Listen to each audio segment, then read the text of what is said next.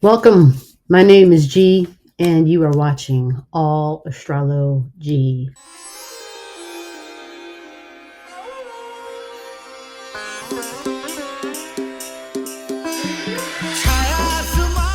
Aries, I messed up.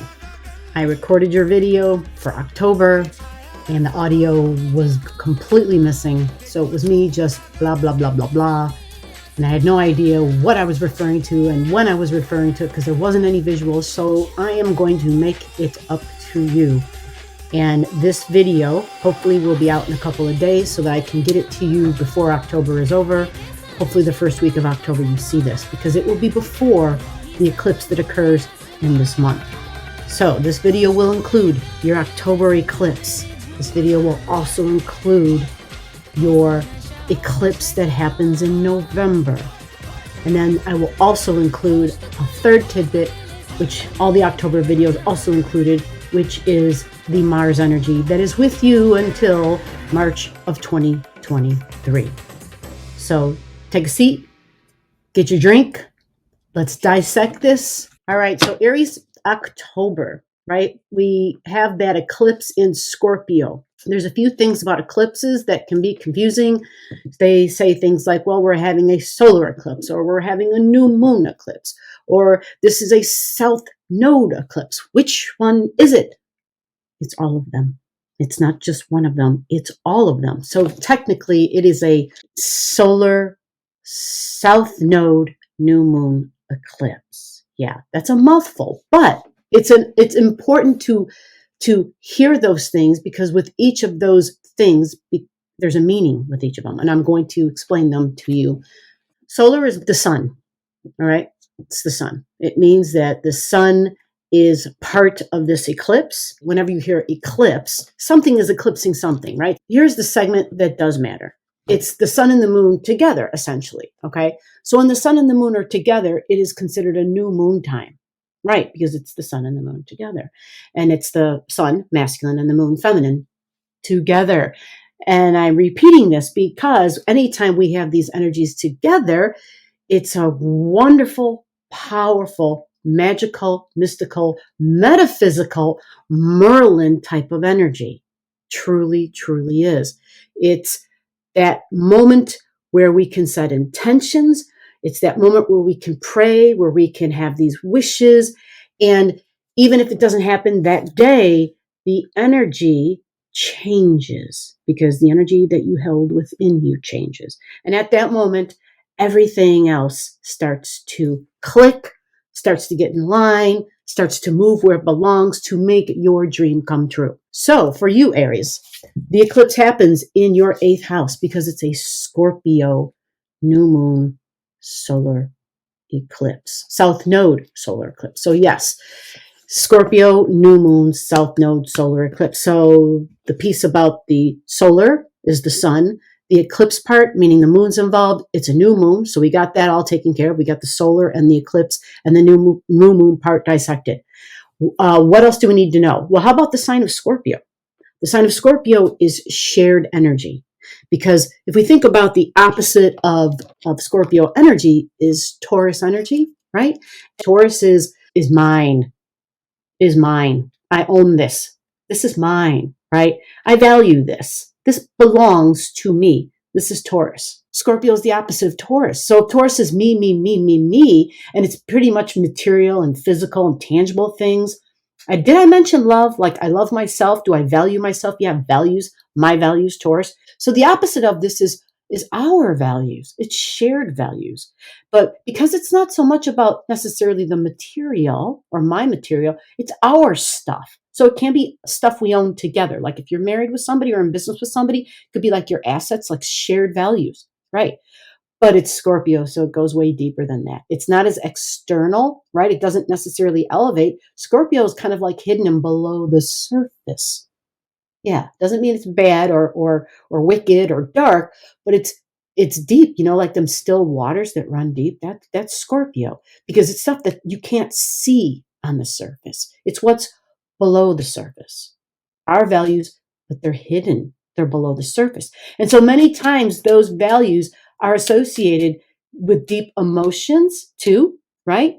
It can be bonded energy through love, through family, through physical intimacy, through sometimes tragic events, occurrences, right? Because it's deep emotions. And normally when there's these deep, powerful emotions, especially if they almost have that tragic tone to it and we don't know what the hell that's from, or like something happens and we are more scarred than anybody else, right? Like everyone's just like, oh, they're really sensitive, right?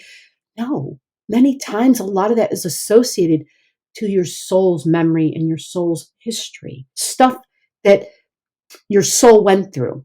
Okay, it's got the information embedded in it. It carries it energetically. But your personality, who you are right now, was like, well, wait a minute, I didn't go through that. Why do I feel like this? I don't know why I reacted so violently or why I felt so strongly about that. I just am. I don't know. And there's a lot of truth in that. If someone's saying that, there's a lot of truth, because there's so much that is hidden. It's powerful, it's intense, and it's hidden. So that's the Scorpio energy of your Scorpio eclipse. Now, that's on October 25th, and it's at 2 degrees in the sign of Scorpio. We're going to give it a 2-degree orb, 2-degree before, 2-degree after, 0, 1, 2, 3, or 4 degrees of Scorpio. Okay.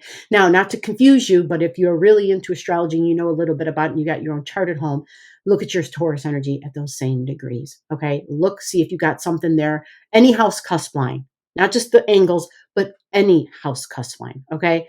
And comment to me and I will help you to understand what the heck that means. Yeah. And just give you a little bit more information, right? It's a South Node eclipse. So we got to talk about that. Right? It's what was. It's the way things used to be. And not only was it just what was and the way things used to be, it was almost like clockwork. So much so that we didn't have to think about it. It was instinctual. We just did it. We just knew it. We just felt it. It just was. So it's Scorpio, which explains why and how this energy is so intense, particularly because the nodes are in Scorpio. So anytime the nodes switch to a sign, that sign is going to become more pronounced for that 18 months of your life, right? Yeah.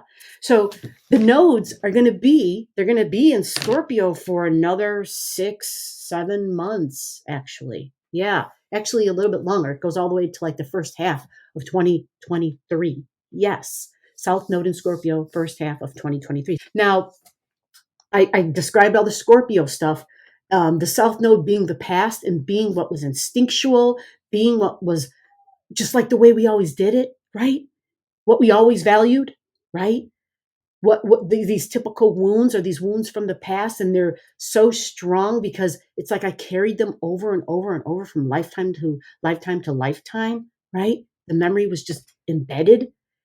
Well, it's a release energy, right? It's a release.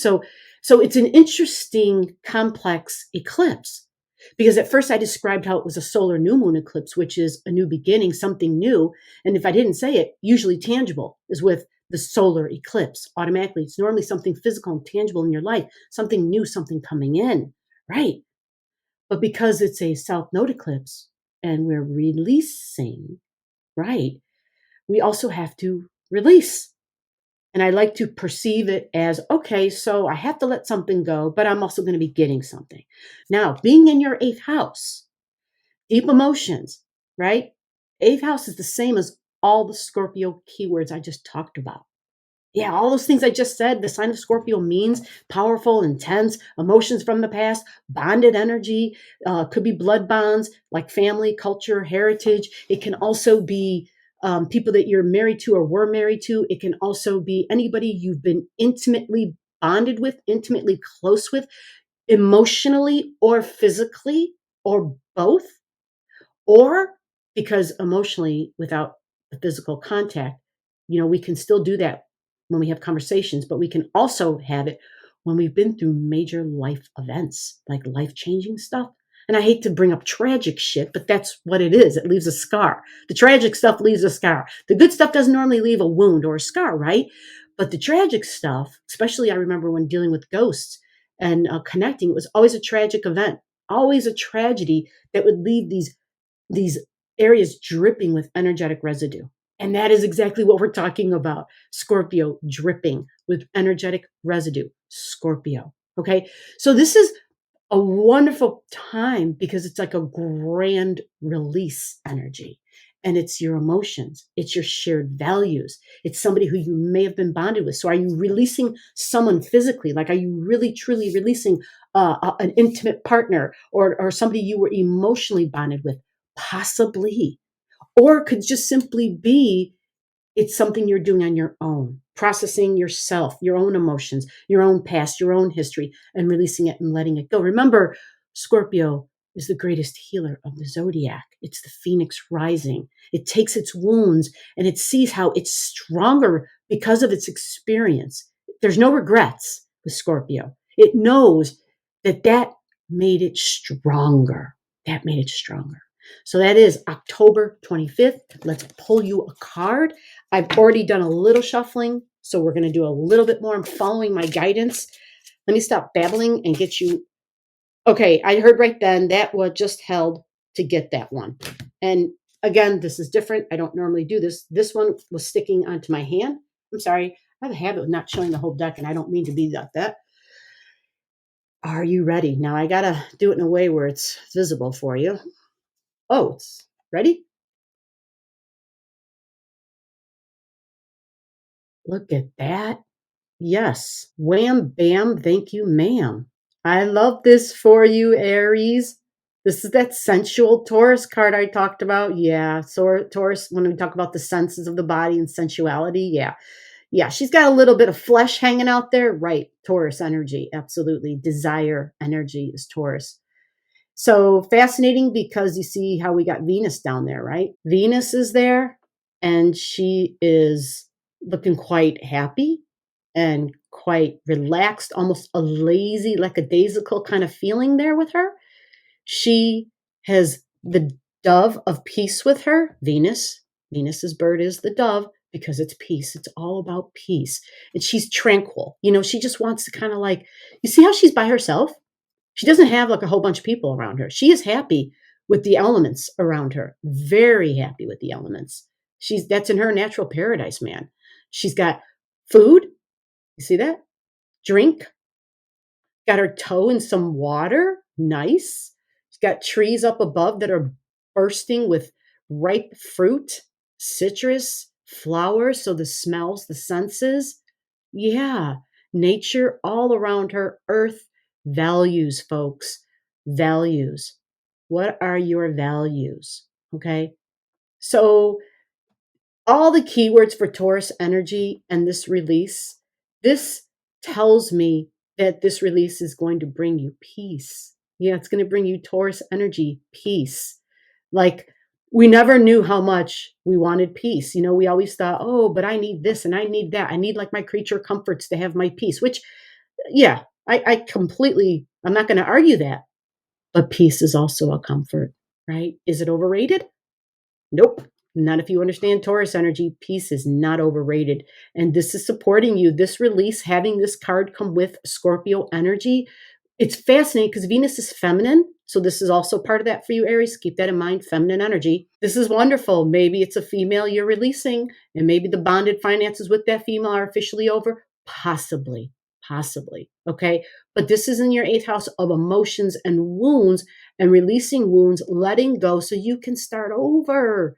Yes. So you can trust again, right? Because that Scorpio energy represents vulnerabilities and it's time. It's time to release. Yes, it is time for a new beginning. The universe is supporting a complete new, it's a reset of values. Absolutely. All right, let's go and move on to your November. This is November eclipse for you, Aries, Tuesday, November 8th, 5:02 a.m. eclipse. Now, what I will say about this eclipse is that it's a lunar eclipse. Lunar, all right? And being in the sign of Taurus, right? You just got a Taurus card? Yep, 1653, 5:02 a.m. in Taurus. Taurus, money, values, my values. Taurus is the opposite of Scorpio's eclipse. The Taurus one is the North Node. So it's about the future of your values, the future of your money, the future of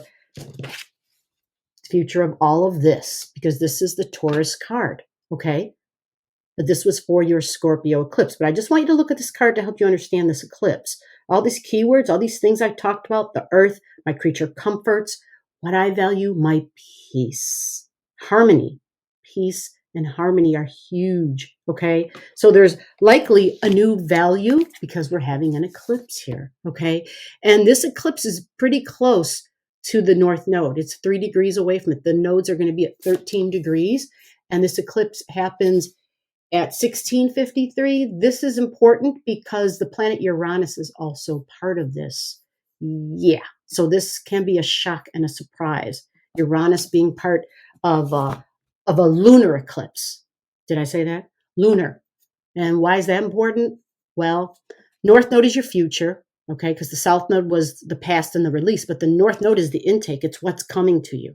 Yeah, so that's exciting, right? However, it could be a shock and a surprise because Uranus is there. Remember? And then this is a full moon. It's a lunar eclipse, so it's a full moon eclipse, means the sun and the moon are opposite of each other. Okay, so it's like a female and a male, right? Kind of like a tug of war almost. But what this tells us is, again, we are making a release in order to receive something new. So in that aspect, it's a lot like the Scorpio eclipse that we had in October, but this is different. It's like it, but it's different because this seems a little bit more tangible because it's Taurus. Yikes. I know. It could be shocks and surprises with our money, right? See, the one for you before was in your 8th house, which was more internal. It was more about feelings and emotions, right? It was about you making a choice and saying, okay, I'm letting this go. This one, this is in your 2nd house of money and income. Yeah, like this is your bank account. So it's almost as like we're releasing and we're letting go. So possibly making ending of payments, possibly, the final payment on something, or making a payment to I don't know, like to close something out because there's an ending involved. So this can look a lot of different ways for a lot of folks. So if you want more details, you definitely want to comment to me and let me know, like at least your birthday, just so I can give you more information to help you out. But yeah, the fact that Uranus is around, someone's in charge. That's Uranus. Someone's in charge. And because it's Uranus, it means there's something about your money, your money, like it's independent money. It's your money. It's not shit. It's mine. It's absolutely 100% mine. I'm not sharing this with anybody. Okay. So when we hear that, it can be kind of optimistic and positive, right? It can be kind of like, okay, so I'm completing that cycle, but a female can absolutely be involved. Okay. Because when we look at this eclipse for you, the ruler of this eclipse is Venus. Yeah, it's in Taurus. It's all in Taurus. The moon is in Taurus, which is feminine, the moon. And then it's in Taurus, Venus, feminine, because Venus is a female, right? Female, feminine energy. And then we got Uranus in Taurus. So, and then the North Node is there. So strong feminine energy. So for some individuals, they might not like the sound of this. So I'm going to go ahead and get my cards shuffled back up again for you to see if this could somehow be or look different. Because I have a specific friend in mind who I know might be thinking, oh my God, gee, don't tell me that. That doesn't sound good for me. But it doesn't have to be as creepy as it sounds. Let's find out. Okay, let's pull you a card and find out. And then don't forget, after this, I'm going to pull a Mars card too, because Mars is going to be with you all the way until March of 2023, right? So whatever that card is, I pull for that, and wherever that's going to be in your life. There's some other things that can absolutely and truly balance things out and make it all way better than it might sound right now. Okay, I got to have some light for you, so it at least seems a little optimistic, right? So let me shuffle these cards up. They're telling me to do it once, so that's fine. I just did a little regular shuffle, and then I'm going to actually mix them like this. And then a little bit of that. And they're saying, take the card right off the top. I'm like, okay, sure. Card right off the top. And what will it be for you? You are a lucky son of a. That's crazy. Okay.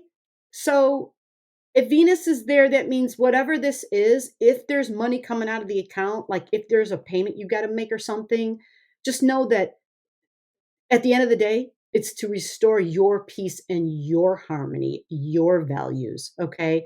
This almost supports the fact that something shocking and surprising may happen. It may be in your favor, actually. I cannot believe this card came up. I was shuffling the whole time, mixing them all in. That is crazy. Look at that. This is good news for you. This is really beneficial news. Peace and harmony. Yes, there might be some money that comes out, like I said, but if it's to buy you some peace of mind, if it's to buy you, like Venus gets all the creature comforts. She's got her food. She's taken care of. All her basics are provided for, right? Yes. And remember, Venus on a high level, yeah, it's like Neptune. It's Pisces energy. Venus on a high level. Remember, I was talking about Taurus being messenger of the gods.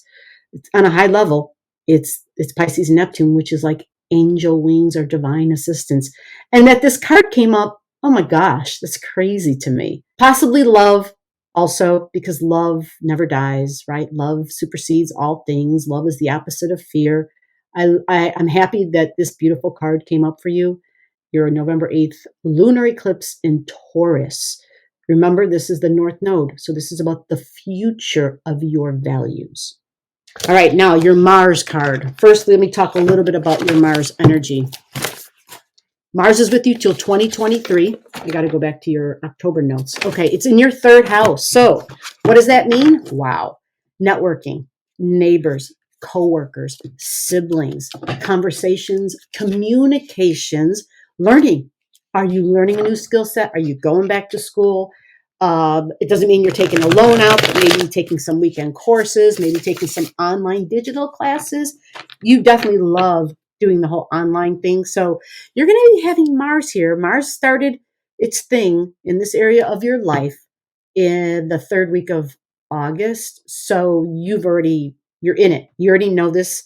You're online more, believe it or not. You're maybe have a little bit more fun time to spend online, right? If because it's Mars. Mars is going to take action, right? It's busy. It's busy. It's so hungry to learn.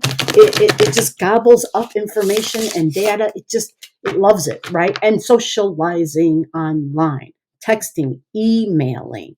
Yeah, it's digital. It's news. It's staying within the news, but possibly being the newscaster yourself, possibly sharing and spreading news. Like Mars is going to be very verbal at this time, and be cautious because Mars can have no patience, and it's going to be doing a retrograde, right? And it's going to be going out of bounds. Mars starts to go out of bounds like in 2 weeks' time. Some of you may feel it in a week. I'm recording this on October 3rd. So keep that in mind because it can have cutting words being in the third house, because the third house is all about communications, but it also does this, right? And so if Mars is impatient and powerful and assertive, and assertions that may turn to aggressions, for some people, they would just, it's like you got to count to 10, count to 30, or sleep on it. And you just don't, just definitely think before responding type of thing in that third house. So remember, that's neighbors, next door neighbors, but also online digital neighbors, people in your local community, taking short trips, getting in the car and driving. Be careful because it's Mars with you until March of 2023. I say be careful only because Mars is known, ancient astrologers, Mars is a malefic planet, meaning it's sometimes can bring cuts and bruises and swelling and inflammation. And it's just like, oh God, really? Yeah. So there might be problems with electronics, problems with devices in the home, right? Whether it's the telephone or the computer or your phone. Don't drop your phone in the toilet. You know what I'm saying? Like, seriously, that's what Mars in that third house those things could happen. Again, if you want to know more about Mars and how it can express, go watch the Mars series that I have out. There's like 3 or 4 videos. It deep dive into the out of bounds energy and the fact that it does retrograde. So that's in your third house till March of 2023. Now I'm going to pull a card and see. Hopefully we get a card that you like, that's something you want, that, can help you to get you through. They're telling me to split the deck, cut it. So I'm cutting it. and to take the card that was in the middle and on top. Yeah. And let's see what we got for you.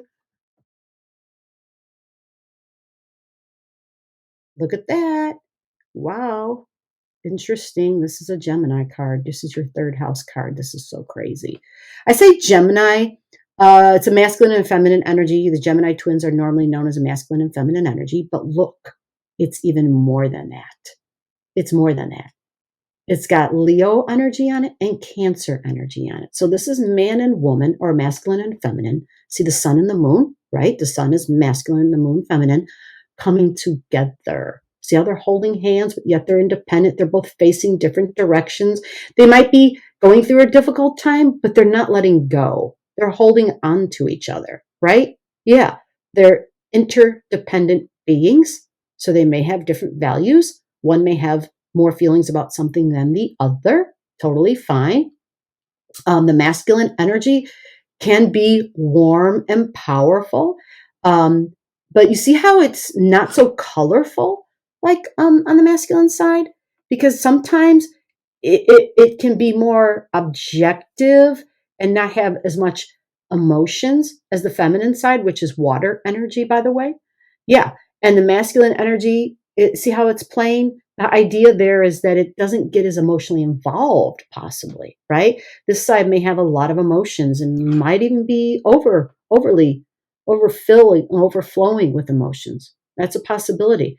But they don't do so hot when they're just alone, right? Yeah. Like it's all dull and colorless without the feminine over there. You see that? There's no color, right?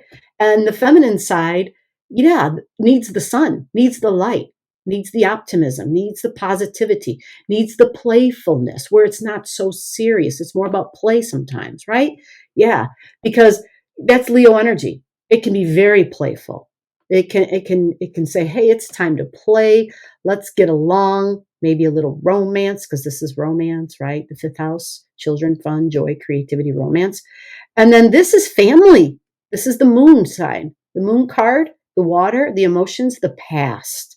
Someone who we have emotional bonds with, but other lifetime bonds with. That's the moon. Okay, a feminine energy, other lifetime bonds. But this represents when you have the sun and the moon together, a new moon, right? A new beginning of the male and the female together. And it looks like as though, okay, is there something awkward, right? Maybe they're going on some new endeavor. Not that they're brand new to each other. They obviously have soul history together, but maybe they are embarking on a new journey together, possibly because it's the sun and the moon. And that is a new beginning, right? Is it to make children? It's something to do with being creative. Together, they're creating something. Doesn't have to be physical babies, but it can be. Okay. So you tell me in the comments, what are you creating with your partner? What is this new endeavor? And see the holding of the hands? Yeah, you can make it. It takes teamwork. It takes teamwork. It takes the ability to compromise, the yin and the yang, right? The salty and the sweet, balance, the balance factor, right? Absolutely. So this is your Mars card. This is for that Mars energy, which is with you all the way until 2023. It's a new beginning. There's a new communication, a new way of communication. You're either learning something new, you're meeting new people through networking, big time networking, okay? But this seems to have a very strong creative vibration to it. What are you creating? And if it's in that third house, a digital creation, are you birthing a digital creation? Wow, I love it, especially if you can make some money on it. You had the Taurus card, didn't you? Yes. I love this for you, Aries. I love it, love it, love it. You have some awesome, awesome, awesome cards. And enjoy your November and into 2023. Thank you for your patience and thank you for understanding. Bye-bye. So below the video, I'll have all the degrees for those of you who like to pay attention to the degrees in your chart. Again, if you don't know and you want to know, just comment below.